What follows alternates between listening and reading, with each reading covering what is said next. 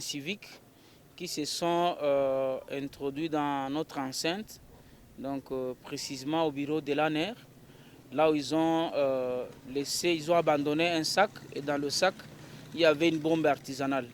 Donc lors de l'explosion de cette bombe, il y a eu un bilan, donc c'est-à-dire que nous avons eu des blessés légers, mais dont vraiment leur vie n'est pas en danger. Et il y a aussi une maman qui a été traumatisée, une dame appelée communément Madame Lina, elle est aussi en bon état. Ce que moi je vais demander à la population, nous sommes en train de vivre un phénomène quand la maison est agressée, n'est-ce pas ça, nous devons tous, les enfants de la maison, soutenir, n'est-ce pas ça, le papa, la maman, pour que l'ennemi ne puisse pas nous dévaster. Donc je lance un cri d'appel encore à la vigilance à toute la population de Butembo, que nous devons vraiment nous unir, être réunis tous, n'est-ce pas ça, pour faire face à cette agression barbare que nous condamnons avec une forte énergie. Les mesures de sécurité, d'abord, c'est d'abord vous dire, avant même l'explosion de la bombe, j'ai tenu une réunion ici avec tous les chefs de quartier, chefs de cellules. Donc là où j'ai renforcé encore les mesures de sécurité. Mais à l'instant aussi, nous sommes très vigilants.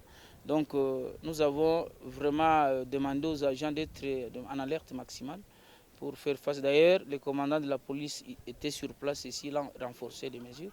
Donc ce que nous voulons, nous, c'est tous que la sécurité, n'est-ce pas ça, soit maximale. Donc puisque ici, il n'y a pas les spectateurs, voilà, mais nous tous, nous devons conjuguer l'effort pour que nous boutons dehors l'ennemi, n'est-ce pas ça, qui nous gangrène.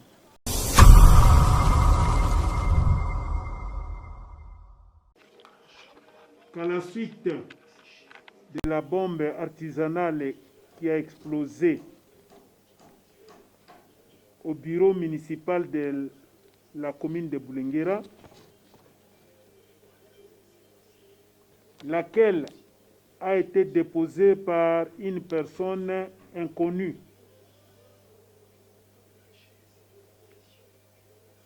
J'appelle à toute la population bouboulaise à la vigilance tout azimut, notamment les fidèles de confessions religieuses confondues, dans des églises, mosquées et autres assemblées chrétiennes. Les marchands en milliers de forte concentration, les étudiants, élèves et écoliers dans leurs institutions respectives, les agents de l'État et d'autres dans différents services étatiques, para-étatiques et privés,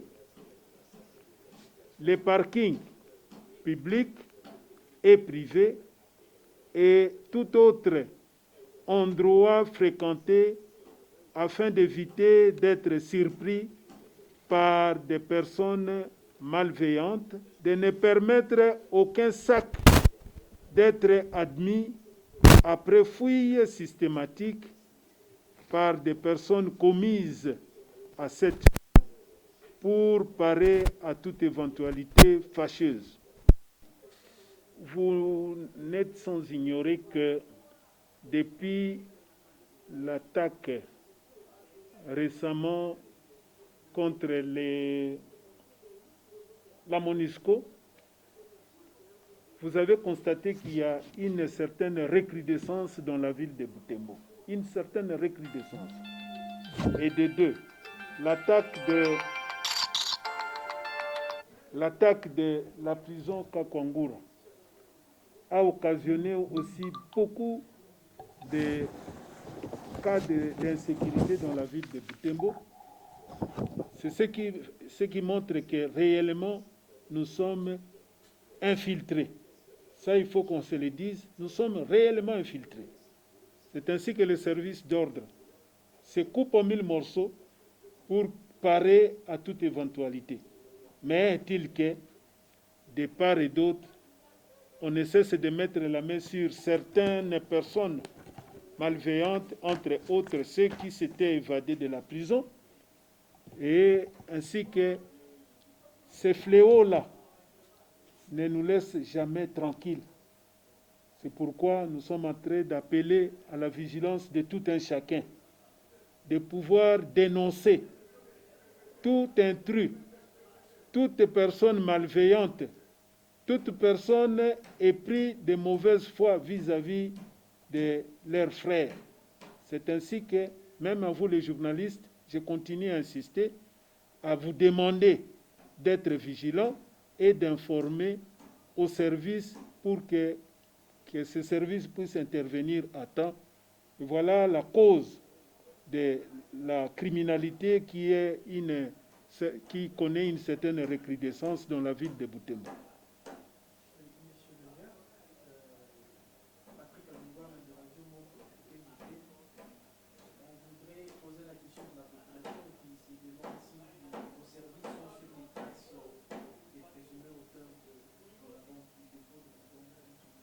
Oui, les enquêtes sont en train d'être menées et je vous dirai à temps opportun quant aux démarches qui sont menées, mais néanmoins, sachez que les enquêtes sont en cours, puisque cette bombe a été déposée par une personne inconnue.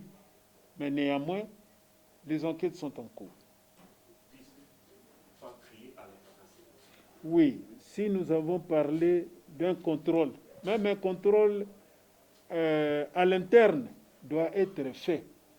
Prenons par exemple ici à la mairie.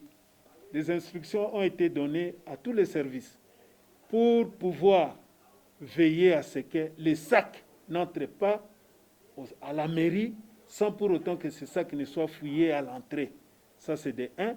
De 2, et je demande, et j'insiste là-dessus, que tout un chacun doit se prendre en charge d'abord.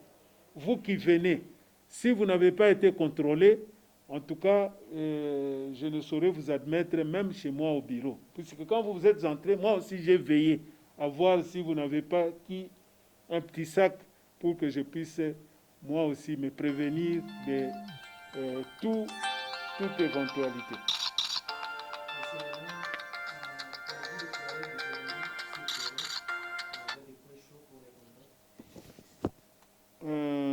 Dans mon petit message, je n'ai pas parlé de points chauds. Mais nonobstant, retenez ceci, que les services sont instruits à ce sujet.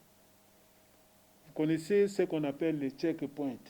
Ce sont les roadblocks qui seront faits par les services de sécurité, par tous les services pour éviter que nous puissions tomber sous le coup de quoi que ce soit. Néanmoins, les services ont été instruits à ce sujet. Monsieur le maire, y a-t-il Allô? aussi des mesures spéciales peut-être pour la commercialisation des ferraillés, c'est-à-dire des aciers métaux, comme c'est un phénomène qui expose aux appareils?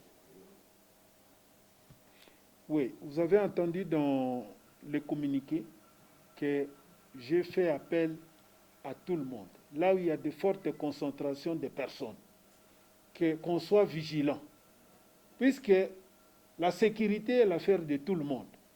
Donc nous invitons tous ceux qui œuvrent dans ces domaines de pouvoir veiller, d'être prudents. Nous avons dit tout lieu de concentration. Il doit y avoir à l'interne un contrôle. Il ne faut pas attendre seulement que les services d'ordre viennent se positionner à cet endroit. Nous faisons appel à tout le monde de pouvoir veiller. Même devant les boutiques, il faut que les responsables puissent veiller.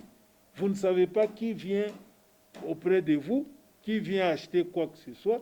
Il faut que tout un chacun de nous reste éveillé pour éviter ce que nous appelons la surprise.